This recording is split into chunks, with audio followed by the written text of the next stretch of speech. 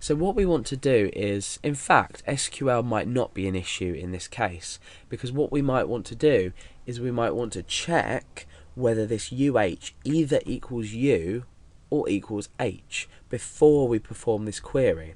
So we've grabbed the value UH. What we can do now here is above the query we can check if UH, the variable, is equal to either a small u, which it'll automatically be small because of the str to lower, or will it be an h. So we can say if UH is equal to a u or UH is equal to an h, then we can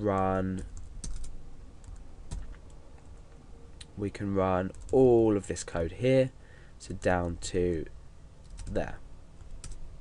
And now let's indent everything again so we can view it properly. So if the submitted variable, which is here, is equal to a u or an h, perform the query. Let's just test by putting in else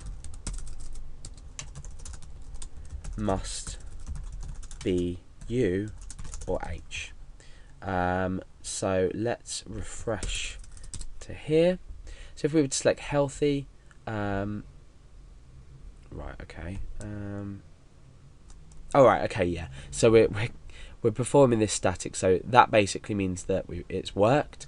We're not selecting this data just yet because we haven't input it into the query, but just imagine that this is confirmation, just to say yes, that it's worked. If we click healthy again, we still receive this message. However, if we were to modify this up here to say A must be U or H, or in fact something that might be classed as some kind of an SQL injection, we are supplying this error message. But what we can do for now is take out this error message because we don't really want to give away too much how our program works.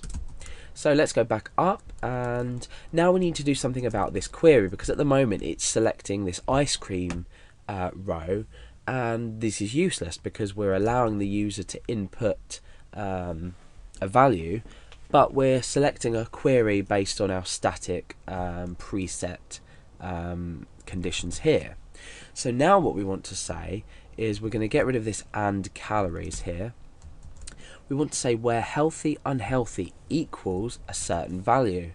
So this value is going to be UH, because remember the user is submitting here a value which is put into UH.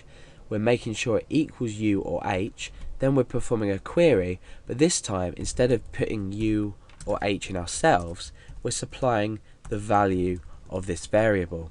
So now if the user was to click on healthy, the value of the of this UH here submitted will be H. It'll go back into PHP. We're doing the relevant checks here. We're grabbing the variable here, converting it to lowercase, checking if it's equal to U or H, and then putting it into the query. So not only have we allowed the user to input their own value, we've thought about the structure of our program in the fact we need to check this before it's set. We need to then set it into a variable, then we need to check, then we put it into the query, and follow on by producing a list of all food which is either healthy or unhealthy. So now what we've done is we've created a dynamic query. So let's go back to index.php and see if this works. So we want to choose a food type. We'll choose unhealthy first of all and click submit. You can see that we've now produced a list. Ice cream has 700 calories, pizza has 1000 calories. So they're the two unhealthy values inside our database. So we've got U and U, which is pizza and ice cream. What we can then do is select healthy, click submit. This value up here changes, therefore the query changes, and we've selected the healthy food in our database. So this is how we can combine user input, and it could be text-based input, it can be like drop-down list input, like we've done the select input. It could be absolutely anything. You could even press a button just to grab some values. It's all about combining what knowledge you have of the post and the get variables, and then inserting the data that's been submitted into a query. Now, like I mentioned before, this can be dangerous. We can have something happen called SQL injection, and that's when the value that's put into the database might equal might come through as another part of a query. For example, if this value was equal to let's just go up here, was equal to a semicolon, a single quotation mark, or, and this is this what I'm typing is the value of or nothing equals nothing. Okay, so that's what the user typed into a text area box.